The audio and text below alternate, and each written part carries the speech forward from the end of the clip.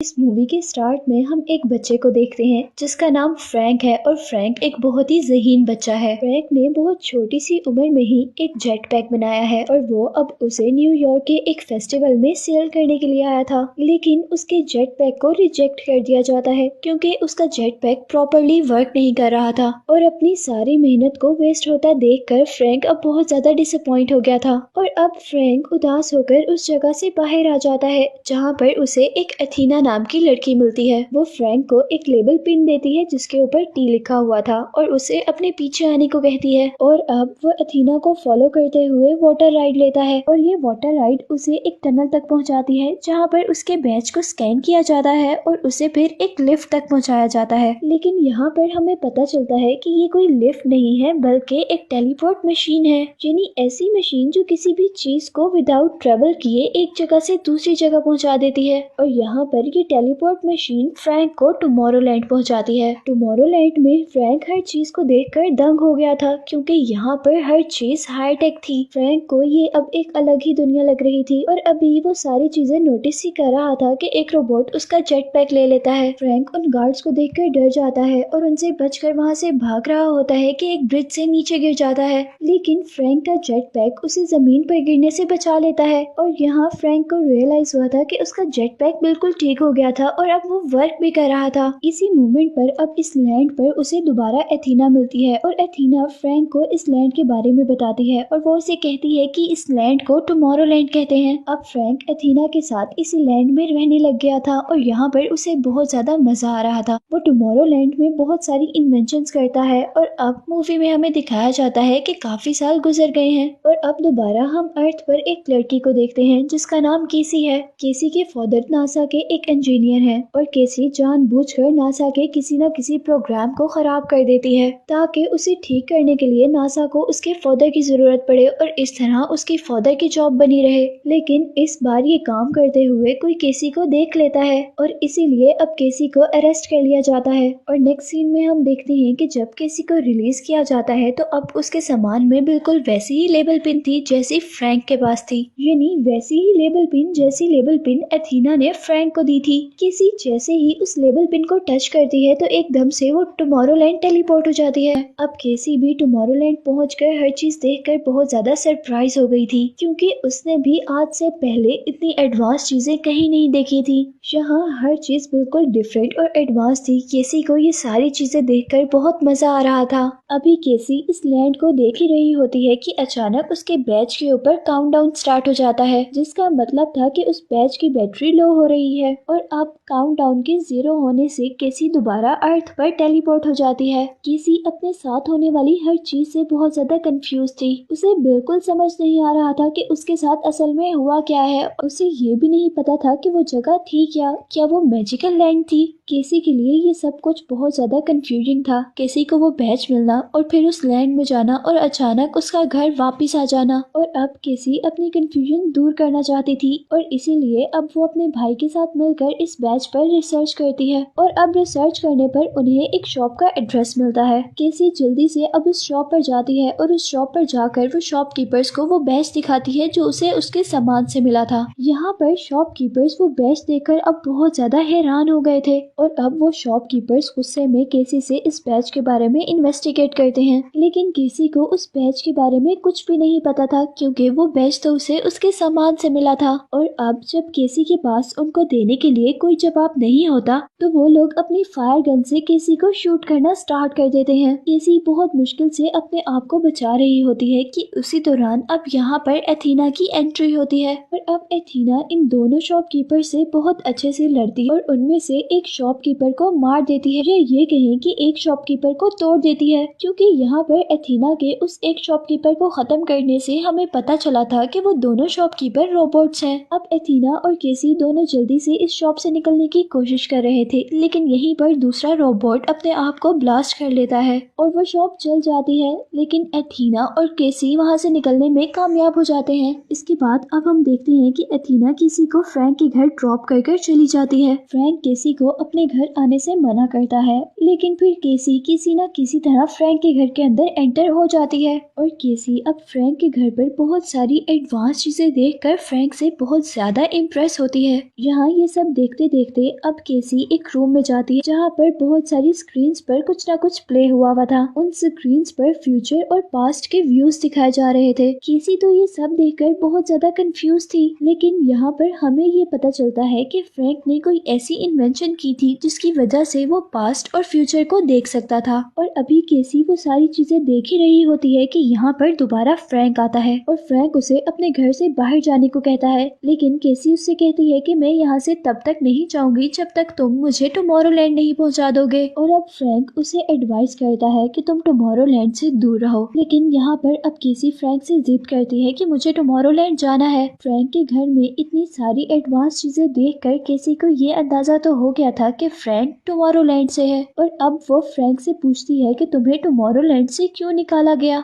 और इसके जवाब में अब फ्रैंक उसे कहता है कि मैंने एक फ्यूचर देखने वाली मशीन बनाई थी और इसीलिए मुझे टुमारोलैंड से निकाल दिया गया। अब केसी की नजर एक स्क्रीन पर पड़ती है जहाँ पर वर्ल्ड डिस्ट्रॉय होती हुई नजर आ रही थी और अब फ्रैंक उसे बताता है कि ये सब बिल्कुल सच है और ये अर्थ डिस्ट्रॉय होने वाली है, लेकिन केसी उसकी बातों पर बिल्कुल भी बिलीव नहीं करती। वो कहती है कि ऐसा बिल्कुल नहीं हो सकता और केसी का ये बिलीव एक मिरेकल लेकर आता है और इस स्क्रीन पर अर्थ की डिस्ट्रक्शन का जो टाइम चल रहा था वो ज्यादा हो जाता है, यानी अर्थ की लाइफ बढ़ जाती है और ये तबाही थोड़ी दूर चली जाती है। ये सब कुछ फ्रैंक के लिए बहुत ज्यादा हैरान कुन था, लेकिन इस सब से फ्रैंक समझ गया था कि हम जिस चीज पर बिलीव करते हैं वही होता है। और क्योंकि केसी का बिलीव इस चीज पर था कि अर्थ को कुछ नहीं होने वाला, इसीलिए अर्थ की तबाही कम हो गई। अभी फ्रैंक और केसी दोनों मिलकर बातें ही कर रहे होते हैं कि वहाँ पर केसी पर अटैक करने के लिए कुछ रोबोट्स आ जाते हैं। फ्रैंक केसी को उन रोबोट से बचाता है और उसे एक बाथटब में बिठाता है और इससे पहले कि वो रोबोट अब यहाँ पर केसी को मार दे, फ्रैंक जल्दी से उस टब को एक रॉकेट की तरह उड़ाता हुआ वहाँ से ले जाता है और उन दोनों के यहाँ से उड़ते ही फ्रैंक का घर जल जाता है और वो सारे रोबोट यहीं पर खत्म हो जाते हैं। अब वो टब उनको एक रिवर तक लेकर आया था,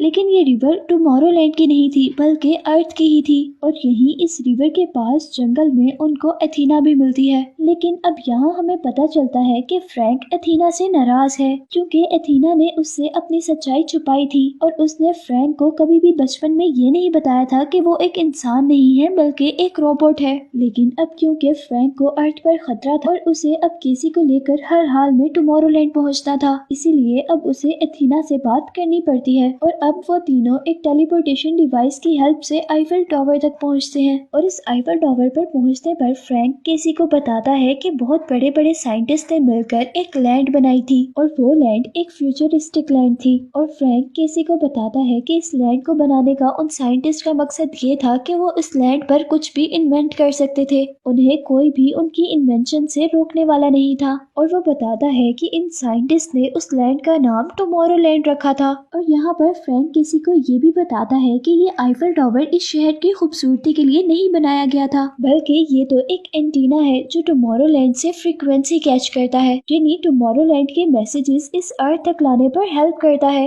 वो बताता है कि टुमारोलैंड इस आईफल टावर के बिल्कुल ऑपोजिट डायमेंशन में है। अब फ्रैंक केसी को ये भी बताता है कि इस आईफल टावर के नीचे एक रॉकेट है जो उन साइंटिस्ट को टुमारोलैंड तक लेकर जाता था और इस रॉकेट का नाम उन साइंटिस्ट ने स्पेक्टिकल रखा था। और इसके बाद हम देखते हैं कि वो तीनों मिलकर उस स्पेक्टिकल में बैठते हैं और जैसे ही फ्रैंक उस रॉकेट को स्टार्ट करता है तो हम देखते हैं कि आईफल टावर दो हिस्सों में डिवाइड हो जाता है, जिसे बाहर से सारे इंसान देखकर बहुत ज्यादा हैरान हो जाते हैं। इसके बाद नेक्स्ट सीन में अब हम इन तीनों को टुमारोलैंड में देखते हैं और यहाँ टुमारोलैंड में टुमारोलैंड का गवर्नर उन तीनों से मिलता है, जहाँ फ्रैंक उस गवर्नर को बताता है कि जो मैंने फ्यूचर बनाने वाली मशीन बनाई थी उसमें दिखाया जाने वाला फ्यूचर चेंज भी हो जाता है। लेकिन इस बात पर गवर्नर बिल्कुल भी बिलीव नहीं करता और वो ना ही इस बारे में फ्रैंक की कोई बात सुनना चाहता था, लेकिन फ्रैंक बहुत मुश्किल से उसे अपनी बात सुनने के लिए एग्री कर लेता है और अब वो केसी को लेकर अपनी बनाई हुई फ्यूचर दिखाने वाली मशीन की तरफ लेकर जाता है। क्योंकि केसी भी बहुत ज़हीन थी, इसीलिए उसे उस मशीन का हैंडल कंट्रोल करने में ज्यादा प्रॉब्लम नहीं होती। और अब केसी उस मशीन में अपने फ्यूचर का घर देखती है और इस मशीन में दिखाया जा रहा था कि केसी का घर डिस्ट्रॉय हो रहा है, लेकिन केसी इस चीज पर बिल्कुल भी बिलीव नहीं कर सकती थी। केसी ये देखकर कहती है कि ऐसा नहीं हो सकता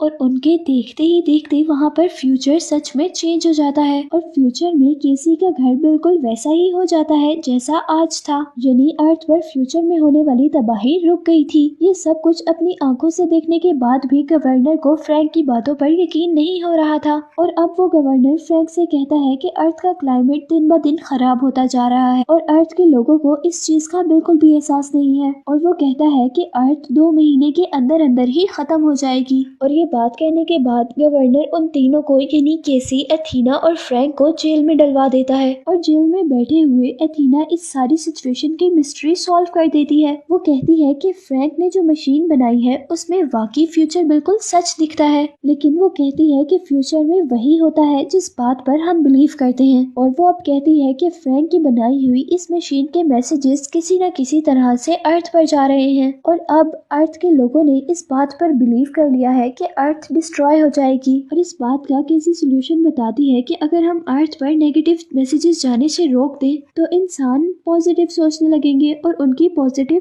थॉट से फ्यूचर जरूर चेंज हो जाएगा। और अब केसी और फ्रैंक ये सारी बात जाकर गवर्नर को बताते हैं, लेकिन गवर्नर उनकी एक बात नहीं सुनता और वो कहता है कि पहले भी अर्थ पर ये सारे मैसेजेस भेजने का मकसद यही था कि अर्थ के लोग अपने प्लेनेट के लिए कुछ ना कुछ करें और इस बात का किसी जवाब देती है कि वो लोग ऐसा इसलिए नहीं कर रहे क्योंकि उनके दिमाग में नेगेटिव थॉट्स आ गई हैं और उन लोगों ने ये बिलीव कर लिया है कि अर्थ तो डिस्ट्रॉय हो जाएगी। लेकिन अब गवर्नर को इनकी बातों में कोई इंटरेस्ट नहीं रहा था और वो अपने लोगों से कहता है कि इन तीनों को अर्थ पर छोड़ाओ और अब अर्थ पर वापस जाते हुए फ्रैंक अब गवर्नर से हाथ मिलाता है। फ्रैंक के हाथ मिलाने का मकसद सिर्फ ग्रीटिंग नहीं था बल्कि वो गवर्नर के हाथ पर लगी वॉच के बटन्स दबाना चाहता था, इससे वहाँ पर अर्थ का एक डोर बन जाएगा और फ्रैंक का ये काम करने का मकसद ये था कि वो गवर्नर को लेकर अर्थ पर आ जाएगा और पीछे से एथीना और केसी वो मशीन डिस्ट्रॉय कर देंगी जिससे फ्यूचर के बारे में पता चलता था। यहाँ पर एथीना केसी को एक बम देती है लेकिन गलती से केसी से वो बम